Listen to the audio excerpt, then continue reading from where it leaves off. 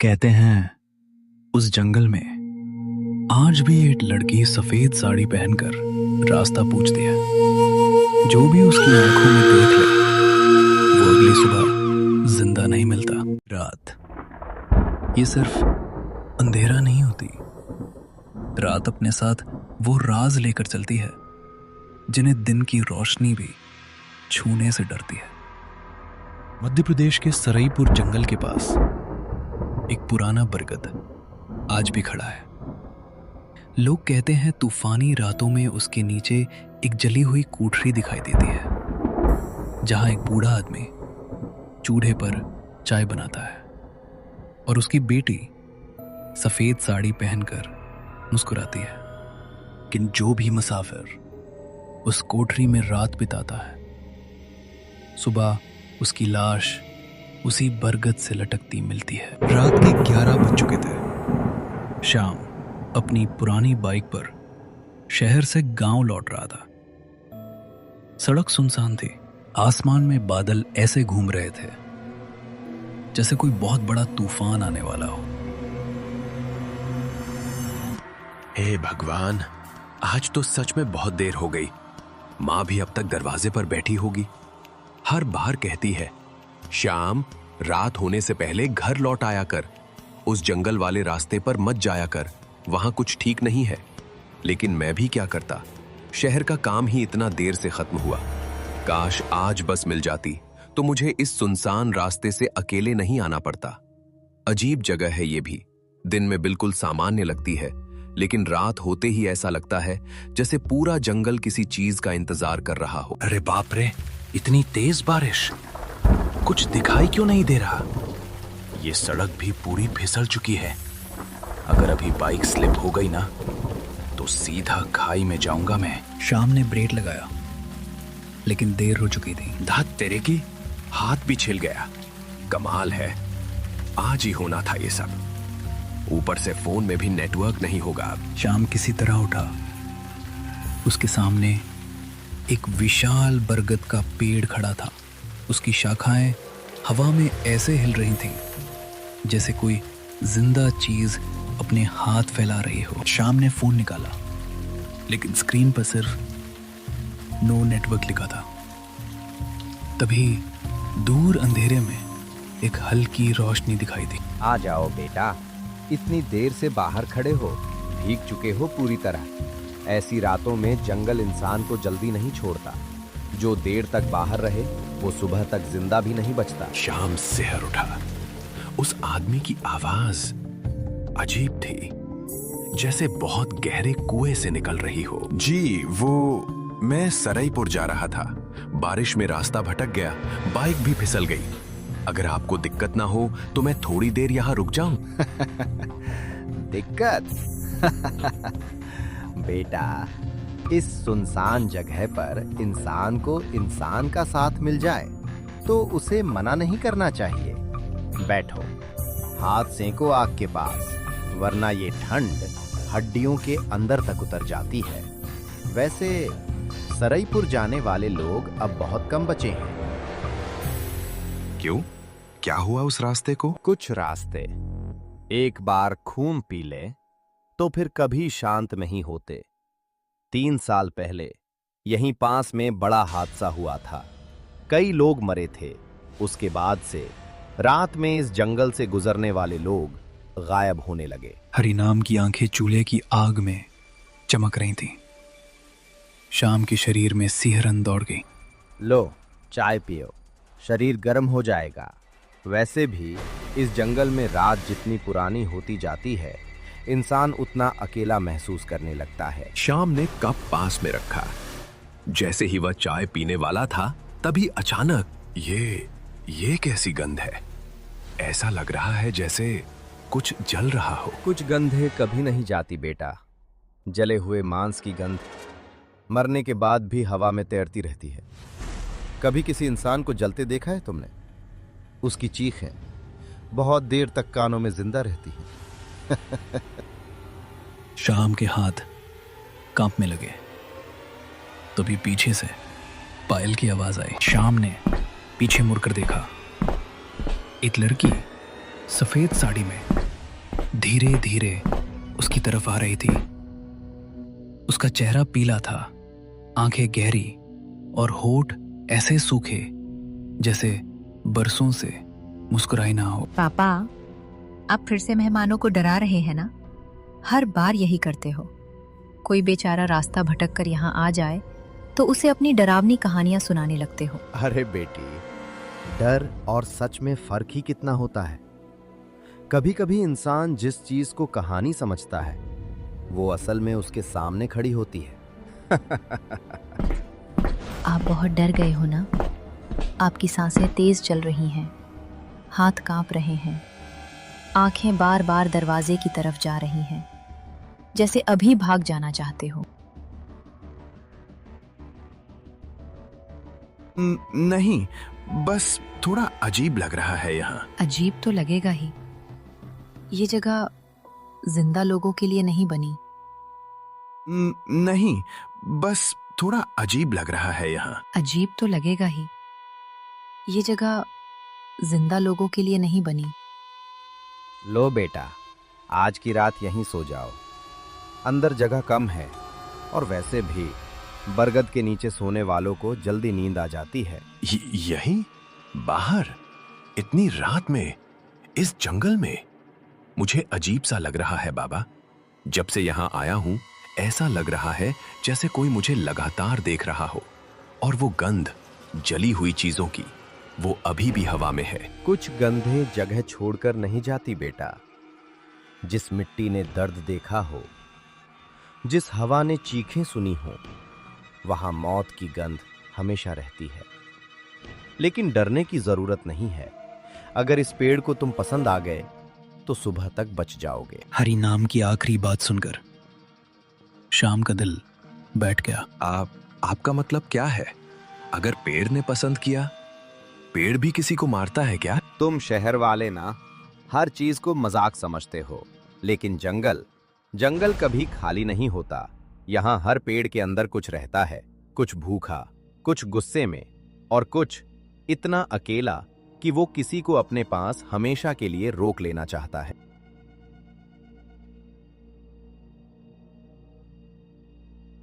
इतना कहकर हरिनाम धीरे धीरे अंधेरे में चला गया। अब सिर्फ तूफान की आवाज थी। श्याम चारपाई पर लेट गया, लेकिन उसकी आंखों से नींद कोसों दूर थी। बार बार उसे ऐसा लग रहा था जैसे कोई उसके बहुत पास खड़ा हो। अचानक भाग जाओ, अभी भी वक्त है। वो तुम्हें नहीं छोड़ेगी। कौन है? कौन बोल रहा है? उसने चारों तरफ देखा, लेकिन वहां कोई नहीं था।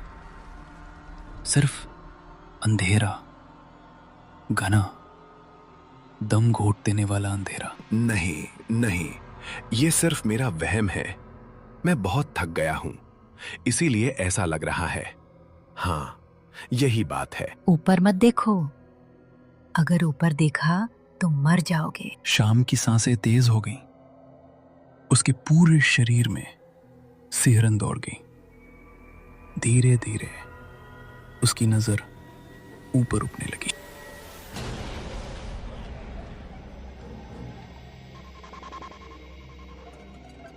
एक जोरदार बिजली चमकी और उसी पल शाम की आंखें डर से फैल गईं। बरगद की सबसे मोटी शाखा पर कोई लटक रहा था। एक औरत सफेद साड़ी में, उसके पैर हवा में धीरे धीरे घूम रहे थे, गर्दन रस्सी से बुरी तरह कसी हुई, चेहरा बालों से ढका हुआ। हे भगवान, ये क्या है? अचानक उस औरत का सिर धीरे धीरे ऊपर उठा, बाल हटे। वो मीरा थी, लेकिन उसका चेहरा अब इंसानी नहीं लग रहा था। आंखें पूरी सफेद, होठ फटे हुए और गर्दन टेढ़ी। श्याम, नींद नहीं आ रही? नहीं, तुम ऊपर कैसे हो? तुम तो अंदर थी। मैं अंदर भी हूं और बाहर भी। मैं जिंदा भी हूं और मरी हुई भी।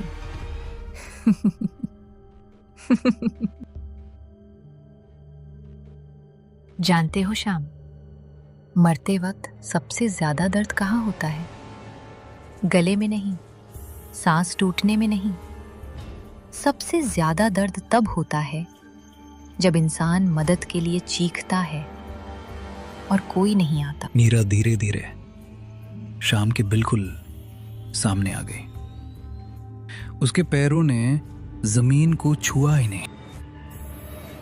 उस रात भी बहुत बारिश हो रही थी। मैं इसी बरगद के नीचे खड़ी थी, उस इंसान का इंतजार कर रही थी जिससे मैंने सबसे ज्यादा प्यार किया था। उसने कहा था, मीरा, आज रात हम हमेशा के लिए यहाँ से दूर चले जाएंगे। मैं पागलों की तरह खुश थी, लेकिन जब वो आया, उसकी आंखों में प्यार नहीं था, सिर्फ लालच था। बस करो, प्लीज बस करो। नहीं, आज तुम सब सुनोगे। उसने पहले मेरा गला दबाया। मैं उसके हाथ पकड़कर रोती रही, गिड़गिड़ाती रही। मैंने कहा, मैं तुमसे प्यार करती हूँ, मुझे मत मारो। लेकिन वो हंसता रहा। फिर उसने मुझे इसी पेड़ पर लटका दिया। मैं अभी भी जिंदा थी श्याम, मेरी सांसें चल रही थी। और फिर उसने इस पूरी कोठरी में आग लगा दी। मैं जलती रही, चीखती रही, लेकिन इस जंगल ने मेरी आवाज निगल ली। मीरा की आवाज पूरे जंगल में गूंज रही थी। बरगद की शाखाएं पागलों की तरह हिलने लगी।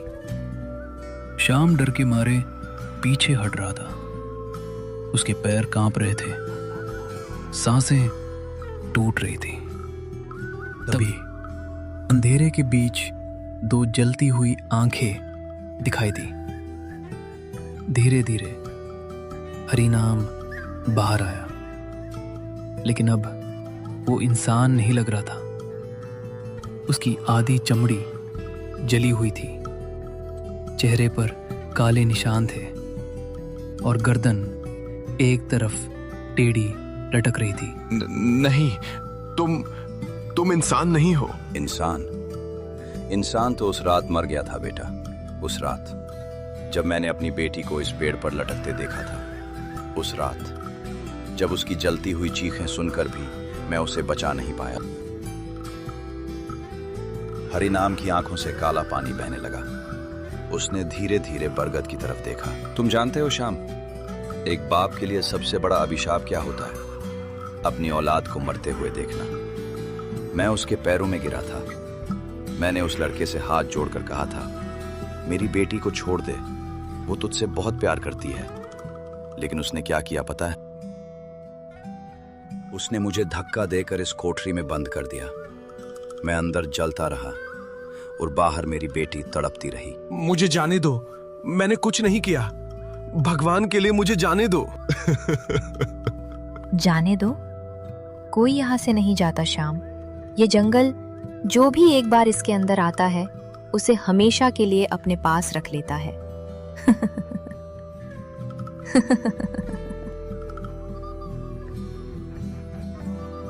मैं मरना नहीं चाहता। मेरी माँ घर पर अकेली है, वो मेरा इंतजार कर रही होगी। ये सुनकर मीरा अचानक चुप हो गई। कुछ पल के लिए उसकी आंखों में दर्द दिखाई दिया। मेरे पापा भी मेरा इंतजार करते रहे थे, हर रात, हर सुबह। लेकिन मैं कभी वापस नहीं गई। मीरा, कमजोर मत पड़ो। जिंदा लोग सिर्फ दर्द देते हैं, धोखा देते हैं, मार देते हैं। अचानक पूरे जंगल में भयानक चीख गूंज उठी। बरगद की शाखाओं पर कई परछाइयां दिखाई देने लगी।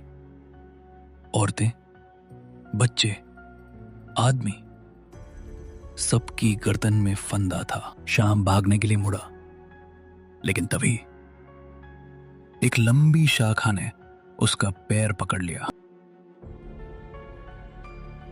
प्लीज मुझे मत मारो, मैंने तुम्हारा क्या बिगाड़ा है? अगर तुम लोगों के साथ गलत हुआ तो उसका बदला मुझसे क्यों? क्योंकि दर्द इंसान को राक्षस बना देता है श्याम, और हम अब इंसान नहीं रहे। अचानक शाखा श्याम के गले से लिपट गई। उसकी सांस रुकने लग। अब तुम भी हमारे साथ यही रहोगे, हमेशा के लिए।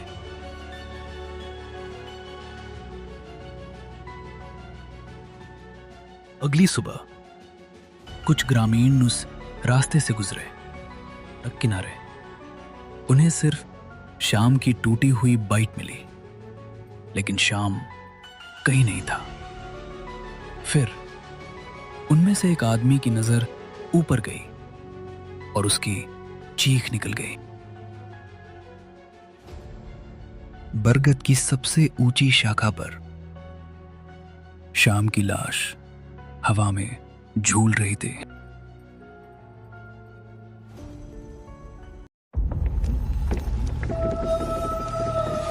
दोस्तों, ऐसी ही और भी डरावनी कहानियों के लिए हमारे चैनल को सब्सक्राइब करें और देखते रहिए हॉरर संडे की स्पाइन चिलिंग स्टोरीज।